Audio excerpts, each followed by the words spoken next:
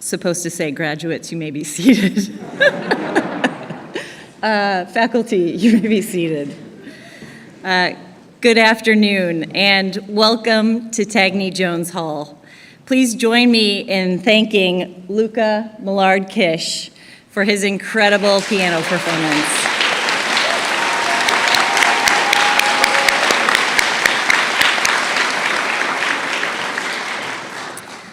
I'd like to begin today by acknowledging the territory on which we gather as the ancestral homelands of the coastal Salish peoples. This acknowledgement reminds us to strive for respectful partnerships with all people as we search for collective healing and true reconciliation. Today, my friends, we are here to celebrate the accomplishments of the class of 2022. The mission of the Downtown School is written in your programs, and I encourage you to read it. We also have a unique three-part vision. The first part of that vision is change equals growth. We believe that change is a natural and joyful part of life if you have the capacity to adapt, and evolve along with it. These young adults have definitely done that over the last 4 years. Second, school doesn't define you, you define the school. Students who are admitted to the Downtown School form part of a tight-knit community, but they aren't entirely defined by their identities as students. Our academic program allows and encourages students to pursue passions outside of school while inviting them to bring those parts of their identity to school to enrich the learning environment. Members of this class have a wide range of passions and interests.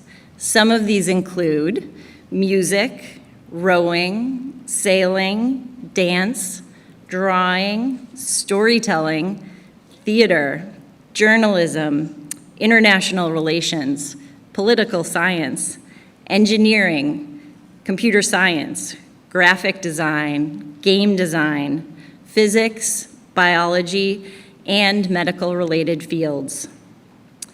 The third part of our vision is learning is joyful.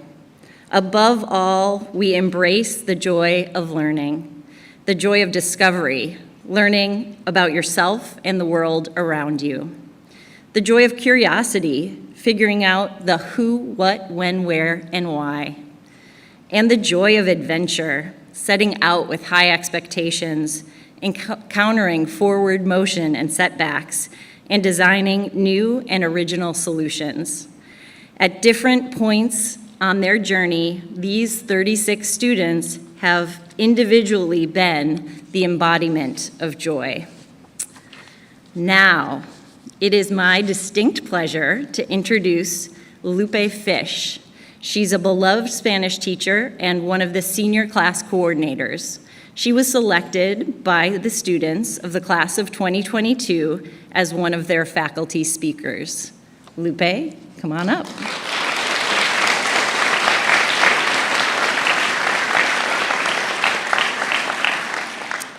Thank you, Sue. You guys look so cute. Usually, in these speeches, you hear a lot about potential and the amazing future you'll have and how absolutely great you are. And all of that is true. But I want to talk to you about something different. I want to talk to you about your flaws, your imperfections. You know, those traits that lead to some struggle, the things you build if only statements about. If only I could be more comfortable around new people. If only I could be more fit and buff and strong. If only I could do my work without hugging deadlines and waiting until the last minute. That's a rare one. I know very few people struggle with that. Very often, these things we perceive as flaws hold us back.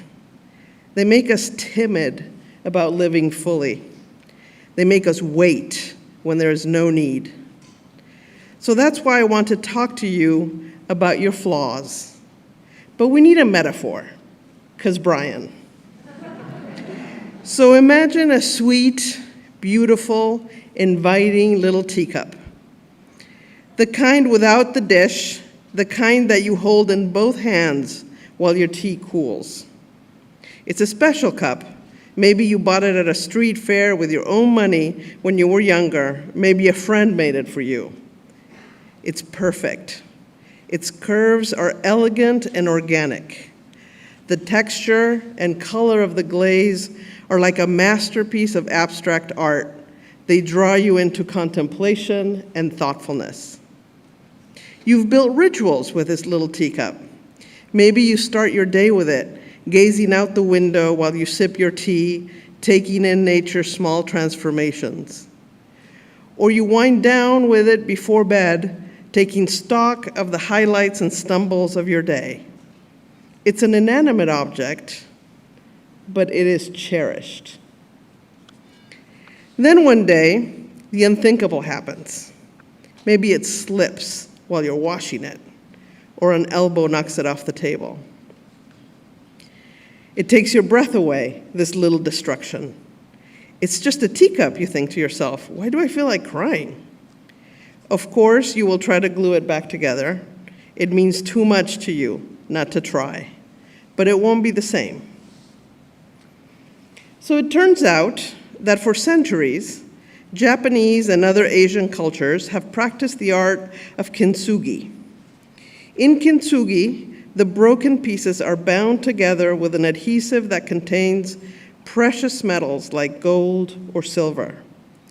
So instead of trying to hide the imperfections, they are highlighted and made beautiful. They add another level of uniqueness to the little teacup, making it more precious. And I want to emphasize this, more cherished.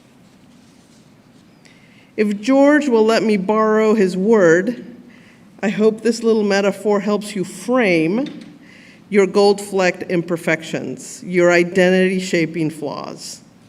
They are an indispensable part of what we've loved about you, because they are part of who you are.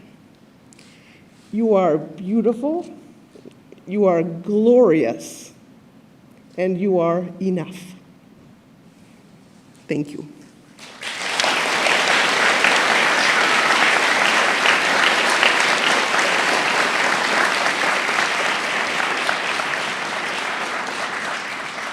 I only had one job. I'd like now to introduce George Heinrichs. No. Oh, I thought they were going last. Okay, we really rehearsed this. We really did. I'd like to introduce Eleanor and Jonah, who have been chosen by their class to speak on their behalf.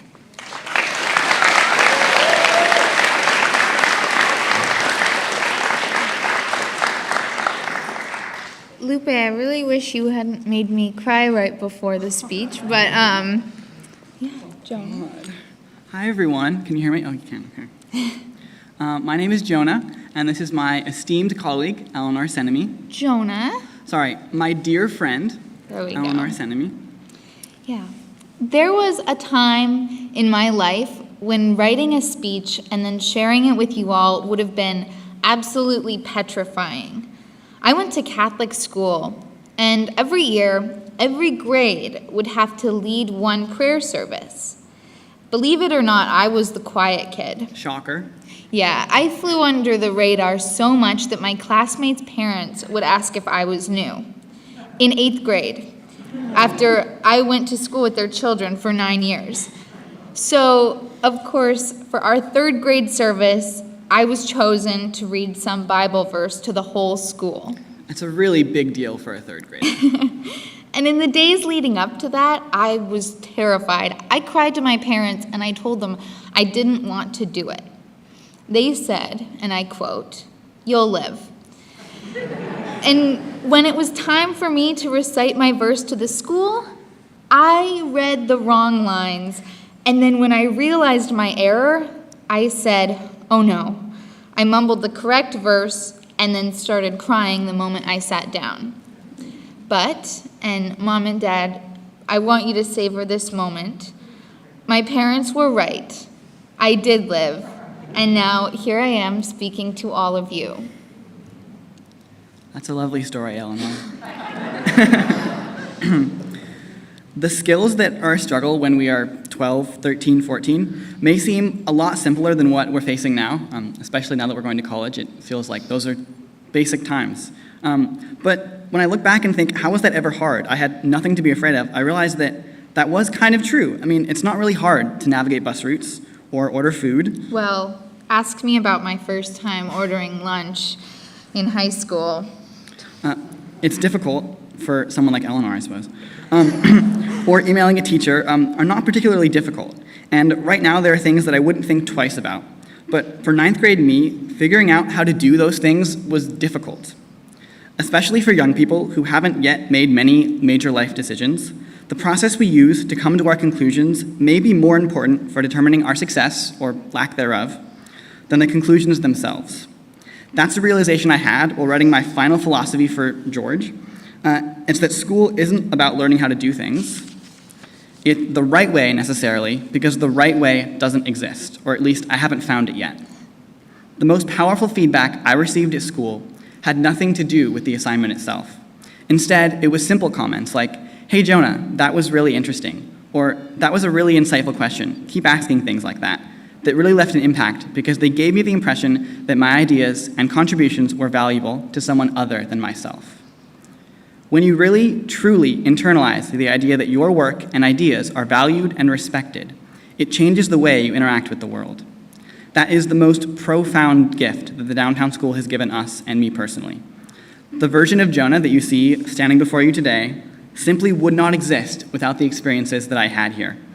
12-year-old Jonah would not have been able to imagine that other people would take 15 minutes out of their day to listen to what I have to say. And to be honest, I still think that's pretty crazy. Yeah, so despite our early reticence with the art of public speaking, we are so honored that our classmates chose us to make this speech.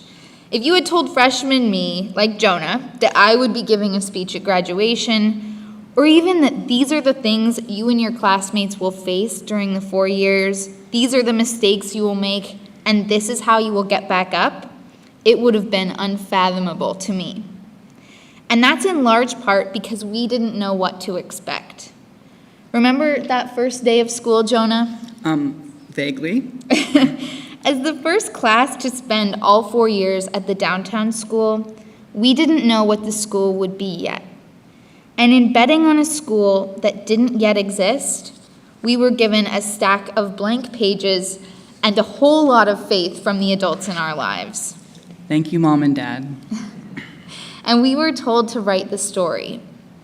On those pages, we drew little doodles, wrote big, long stories with complicated character arcs. We added maps and some other things. And we boldly went to school where no student had gone before. That's a brilliant Star Trek reference, Eleanor. Thank you, Jonah. Venturing into the unknown is scary. Being the first one to do something is too. You have all done this and thrived while doing it. That is something to be proud of. But there is this idea propagated by the zeitgeist of coming-of-age stories and bildungsromans that there is a point in our lives when we will have it all, quote-unquote, figured out. At that point, it is rumored that the top-tier education, perfect grades, ideal job, significant other, friend group, mental health, defined sense of purpose, and whatever else will fall into place. The jury is still out on whether this is real, but as a class, we embody the idea that it is not this magical place of order that brings value, but the messy process of figuring it out, drafting the story that changes the world. And Jonah, do you remember the first City is Lab we ever did? Oh, you mean the one with the rock in the bus stop? Yes. So George, on our first day of high school, took us on this City is Lab to this stone pillar in the middle of the sidewalk down on First and Cedar, and he told us to figure out why it was there.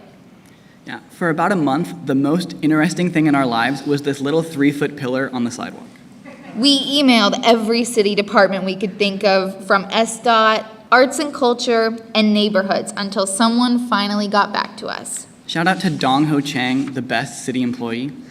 Yeah. Some of the best sleuths in our class learned that this mysterious pillar thingy was part of this unrealized concept that every bus stop on First Avenue would have either a micro park or public art installation. We're now 4 years older, so we have a lot more wisdom. Theoretically, Maybe. probably. We suspect that the point of the assignment was less about why this rock was actually there, and much more about the process of identifying this mystery and asking questions, trying to figure it out. And since then, we have continued to be curious. Sometimes to a fault, just ask Dan, our physics teacher. But we've always persisted in the face of challenges. Shout out to virtual school and our convention of 1968.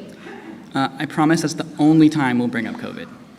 Those moments make us a little smarter and a little more resilient. So the next time we encounter something hard or scary, we know that we're going to be okay. To paraphrase the great screenwriter Aaron Sorkin, when we see our friends fall in a hole, we jump in after them and tell them that's okay because I've been here before and I know the way out. Wait, so is the downtown school the hole in this metaphor? No, Or- Jonah, it's the challenges we faced in high school. We have skated around one of the things that's going to be the hardest to let go of as we move on to whatever is next. And that's the connections we've made with the people here. Yesterday, If that gives you a sense of when we wrote this speech. my dad asked me about one of my most significant friendships I've had during my 4 years at the downtown school.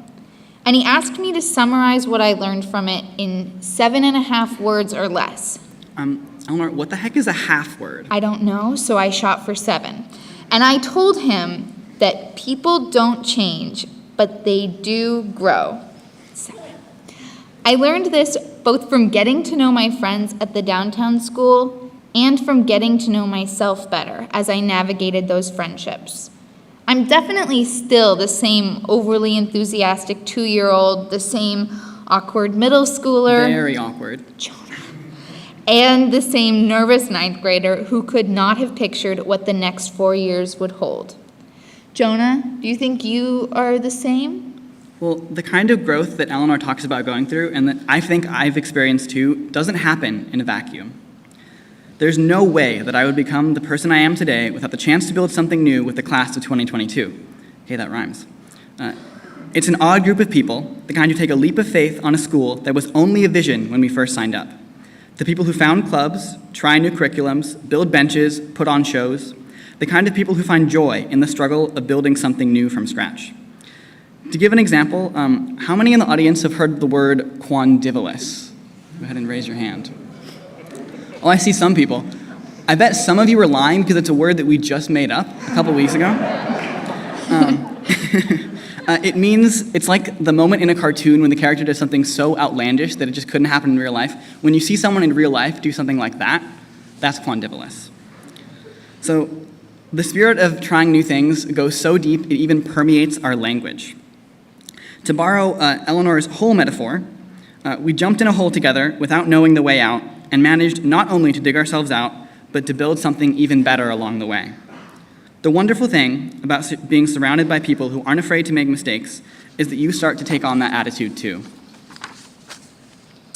We basically have it figured out now. Well, maybe. Kinda. Sorta. Never mind. But that does mean it's time to move on and start something new. And it seems a little scary, and there's also some sadness. Jonah, I don't know about yours, but my parents have cried. Although I think that's because I do most of the cooking. But we have been here before. We have been brave and ventured boldly into the unknown, and we can do it again. We know that figuring it out takes time, but we've also learned that it's kind of overrated anyway. We are our most powerful, our most courageous, creative, and wholehearted when we are still trying to figure it out. Class of 2022, we are so proud to be your classmates and we can't wait to see what you achieve as you navigate whatever adventures you find yourselves embarking on. We leave you with this. Stay curious, Keep your hearts open. and when faced with the unknown, hold tight to your courage And your friends. and march on. Let us now welcome George Heinrichs, the history teacher extraordinaire and a new father, to deliver the final speech.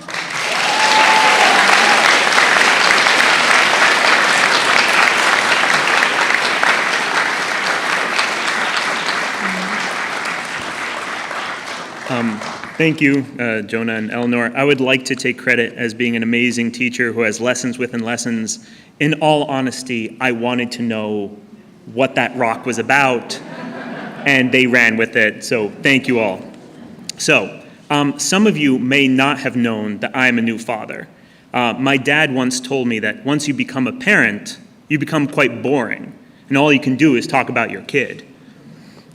And so, let me talk about my kid, and don't worry, all of you as well. My daughter Vian is the most wonderful child in the whole world. Becoming a dad has been magical and deeply unnerving. During the time I've been home with her, I've come up with some lessons that I think we can all learn from. 1, be like a baby. 2, be like a parent. 3, be a parent to yourself. Babies are incredible, adorable, and bad at literally everything on earth. That should make you feel better about yourself, right? Babies can't eat well, they can't sleep well, they have no hand-eye coordination, they don't even know they have hands. Essentially, they come out too early to be functional. If I were to grade Vian on a 4-point scale when she was first born, on just about any skill, she would get a 0 for not turning in any work. Vian, can you hold your own head up? 0. Can you make any sound other than a cry, a burp, or a fart? 0. Can you integrate quotes into your writing prompts? 0. If we were judged at birth, we would all be considered failures. That's why I love babies. They don't focus on the lack. They just set about growing and pushing themselves out of love for the world, out of necessity and instinct. They won't be stopped. Even if at times you would like them to stop for a moment. Vian just learned how to roll over. Good girl, very proud of her. But now she's insatiable. You must watch her every second lest she rolls off the changing table, out of the stroller, out of your lap. I would give her a 3.5 out of 4 on her rolling ability. But she wouldn't care. If you want to do something, be like a baby. Shove your little face in the floor 100 times until your hips come with you. Rewrite your thesis statement 100 times until your writing catches up with your thoughts. Pursue with love and passion. Don't care how ridiculous you look. When you were a baby, you didn't care how ridiculous you looked. If you did, you would all still be helpless little loaves. Now, trying and pursuing doesn't mean we don't get frustrated. We do. Vian cried when she couldn't roll over. She cries when she's hungry, tired, not tired. She cries. Babies cry, and that's good. That's normal. The first thing you want to hear when your baby is delivered is her cry. Crying means she has healthy lungs. Crying means she has an opinion. And judging by how much she cries, she's very opinionated. But sometimes we need to cry. We need to let out our emotions. For the past 2.5 years, COVID has been with us, and it has been miserable.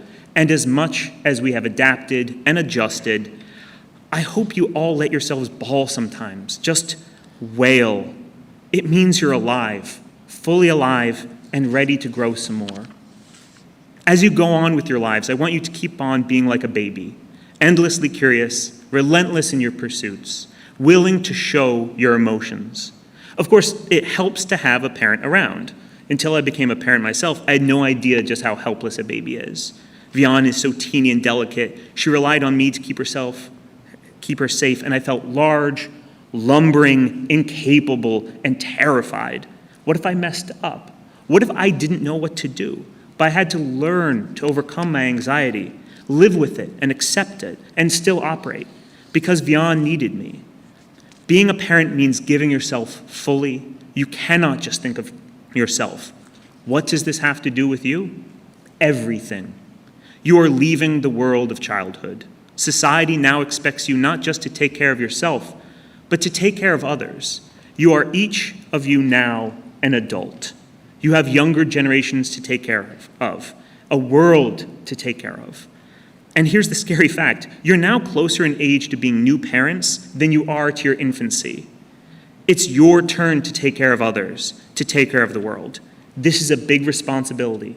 It's a lot to put on you. Believe me, I know how you feel, but you must move forward, patiently, with purpose, for others.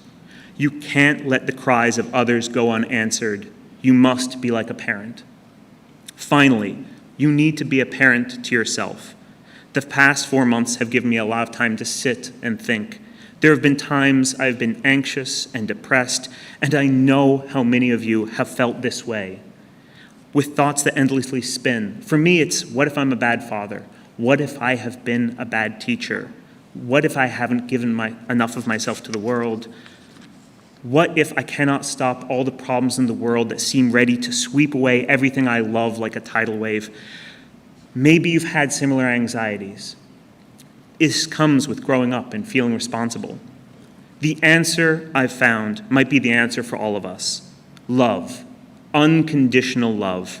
I would love my brilliant, beautiful daughter, even if she never laughed, smiled, crawled, or rolled over. I cannot imagine ever not loving her, and I know I will keep loving her the same way, even when she goes through those inevitable times when she feels unlovable, unworthy of being loved by anyone.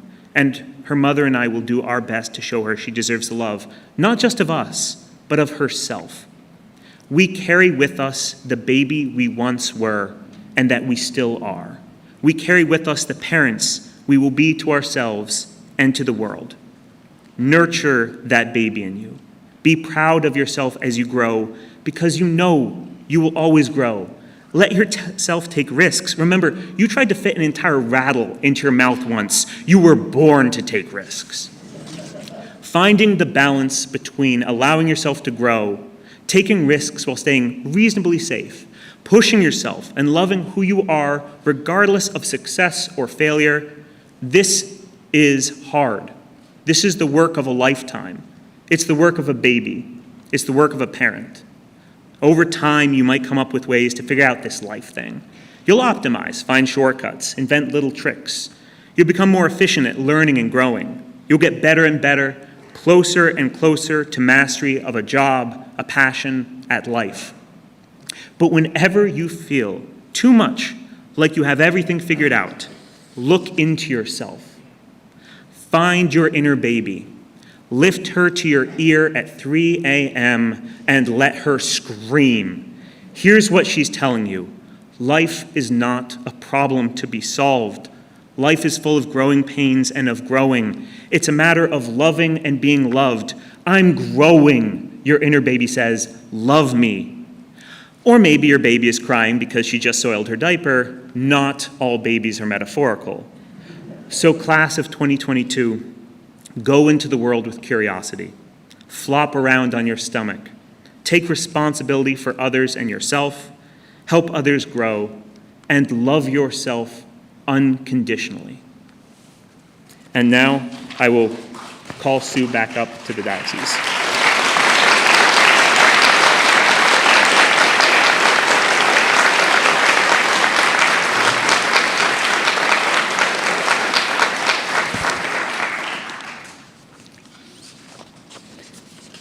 Here we go. All right. Thank you, George. That was fantastic. And Lupe as well. I love the analogy about imperfections, and that whole bit about her forgetting who was next, totally built in as a way to demonstrate. Yeah, totally on purpose. All right. To the class of 2022, this is your day. You have so much to be proud of. As a class of 36 students, you came to us from 27 different sending schools and are headed to 31 distinct colleges and universities. 26 of you started with us during your freshman year, And at the senior showcase, I thanked your parents and guardians. But today, I want to specifically thank you for believing in a school that didn't exist. I know that the decision to attend the downtown school was largely yours. Believe. It's a powerful word. All this year, I've had a sign above the door to my office with that word on it. The sign is homage to Ted Lasso, a sports comedy drama series, which follows a Division II college football coach from Kansas who's hired to coach a English Premier League football team, football in this case being soccer. The team is AFC Richmond, and during Ted's first press conference, he shares, "You can fill 2 internets with what I don't know about football." But here's the thing, he knows how to learn. And this is something that you have all perfected over the last 4 years. In the show, Ted writes the word believe in tape above the door to the team's locker room. And here's the thing about Coach Lasso. He loves to coach, but he cares more about people than wins. He's definitely onto something. You know, at DTS, you've had access to a world-class academic experience, but you won't likely look back on fond memories of high test scores and project grades. Okay, maybe a few of you will remember that one time you got an A on Brian's essay, but mostly you'll remember the people. You'll remember hanging with friends, lunches in the armory, medieval feasts, movie nights, cereal club, MUN debates, dances, road trips, parties. You'll remember chatting with George about politics or bantering with Mari about sports or Kelsey about yeast. You'll remember that sage advice that Lupe gave you on relationships, or that time Christopher made you laugh so hard you cried. I want to return to this theme of believing. As you move into the world, I want you to believe in 3 things. First, believe in yourself. Believe in yourself because you can do hard things. Think about it. You've navigated Seattle on public transit. You've navigated a global pandemic. And harder yet, you've navigated public transit during a global pandemic, and that is no joke. You've been a part of a racial reckoning in the United States, and you've confronted the dark realities of racism, had difficult conversations, and given each other grace when needed.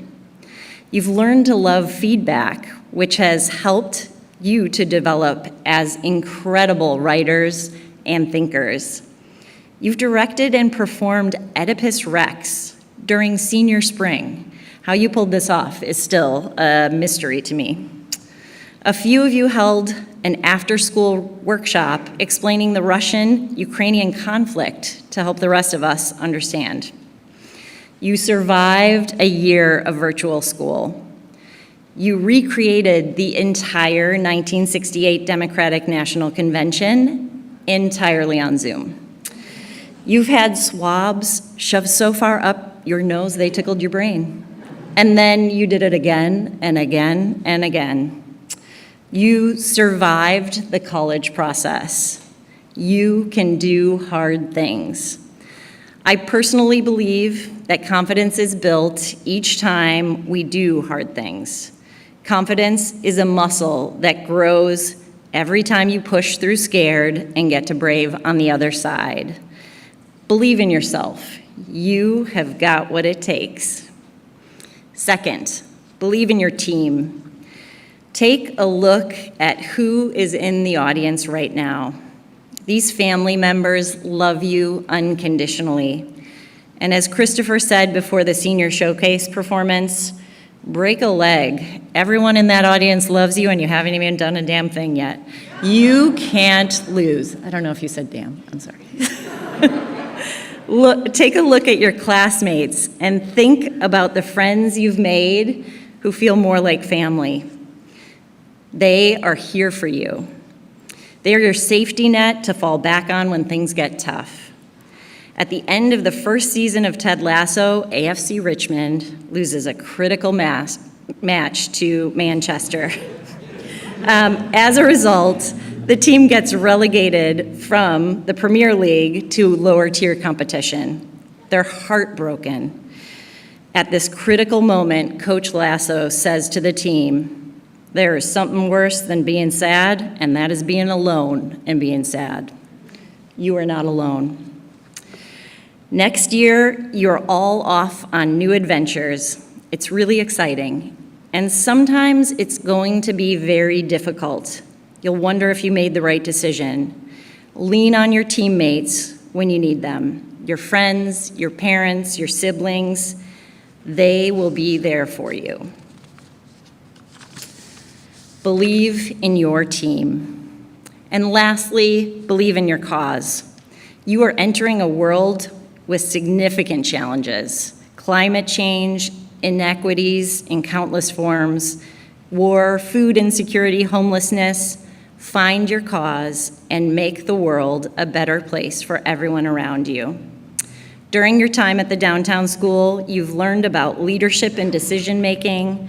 You've learned about complexity and critical thinking. You've collaborated with a wide range of classmates. With the privilege of your extraordinary education comes great responsibility. Use it. Each of you has the agency and power to make an impact. Class of 2022, I believe that each and every one of you has the capacity for greatness. I believe. Thank you.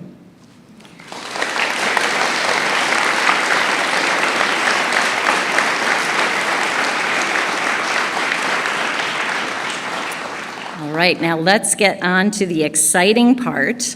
We will now begin the individual recognition of the accomplishments of the class of 2022 by awarding diplomas. Will the first row of students please stand? You're welcome to take off your masks as you cross the stage. All right.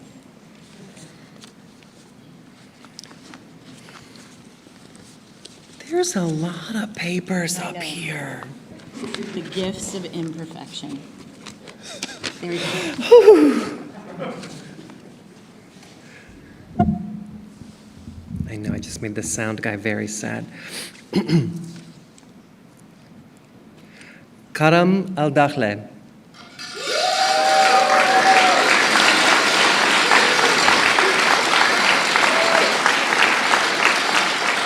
Antonia Zanae Bar Jeffrey.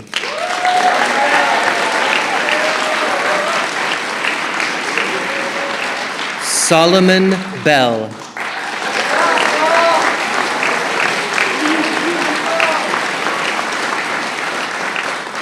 Nativ Berkovitz Rave.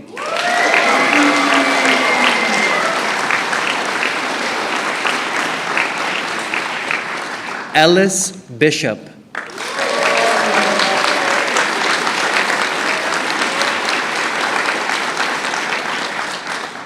Sumaya Block.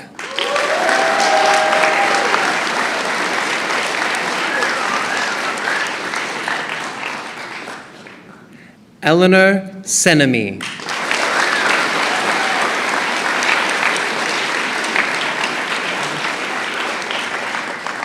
Ryan Curtis.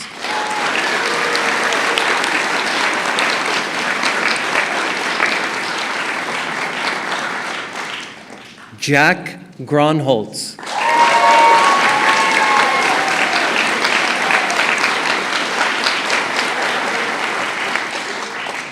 Ethan Hawkins.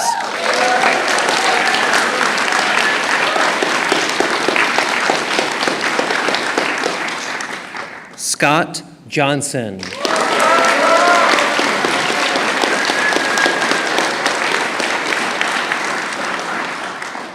Annabelle Lee.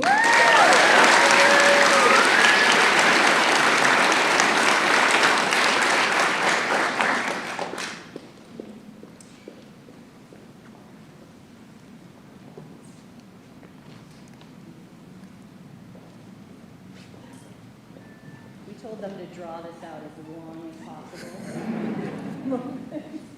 Good job. Nice, Scott, nice.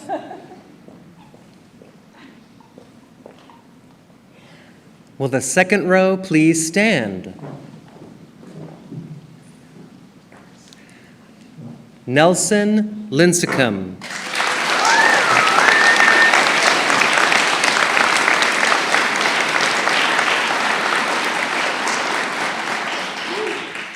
Getty Lucier.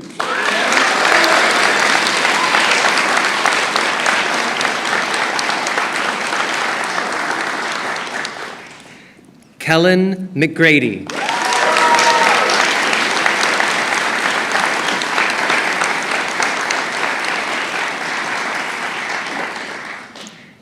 Isabel McNabb.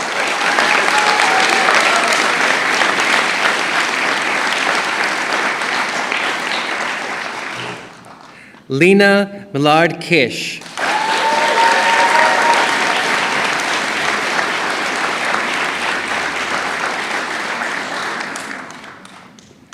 Carly Nabinger.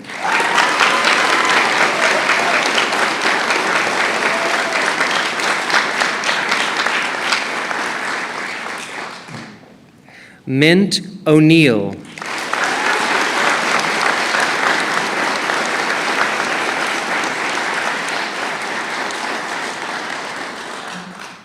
Claire Pearson.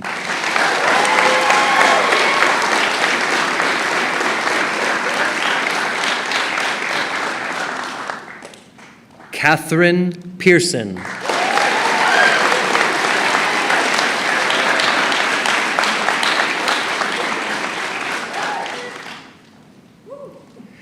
Eric Pompermeyer.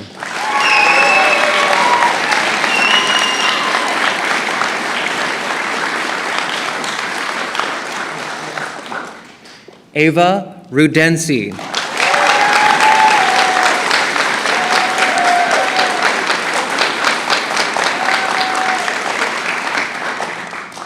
Max Schreider.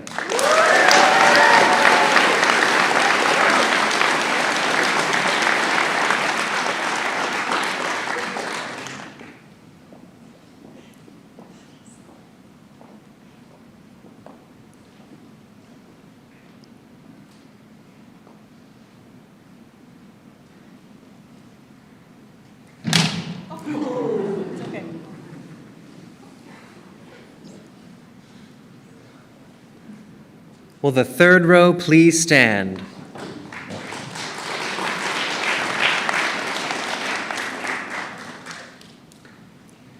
Gabriel Sharp.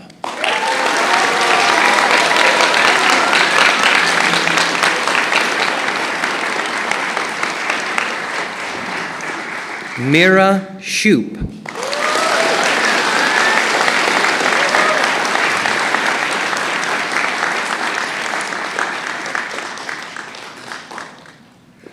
Holton Siegel.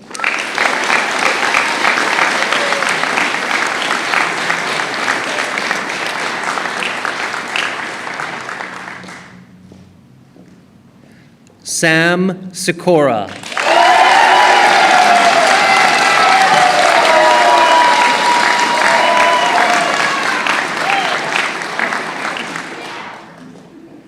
Theo Smith.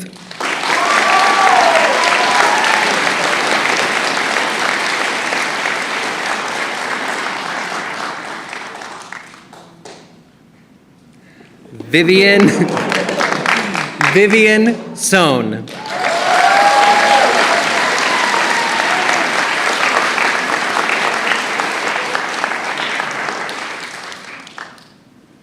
Jonah Talmadge.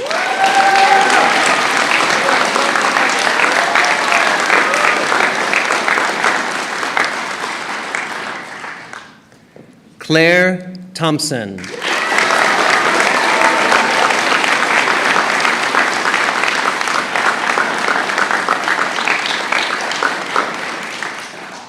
Owen Thompson.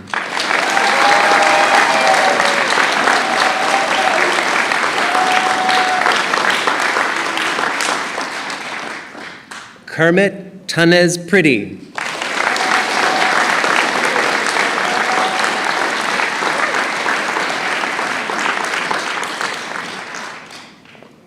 Bebel Trani.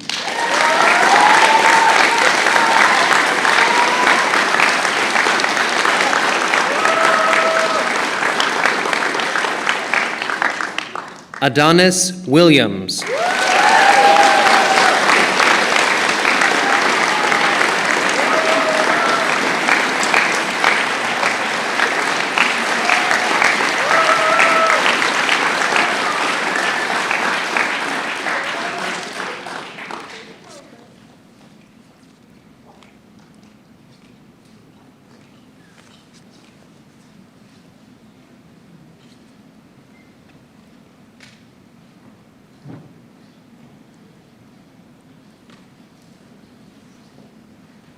The third row may be seated.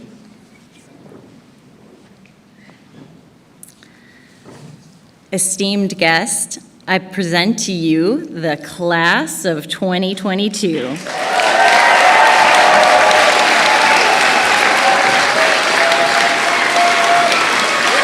Graduates, you may move your tassels.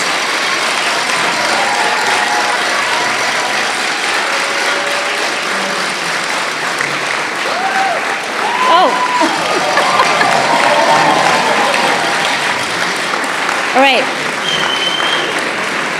Stay seated. Again, we rehearsed this. It was all choreographed that we're going to do that when I said alumni, but it's okay.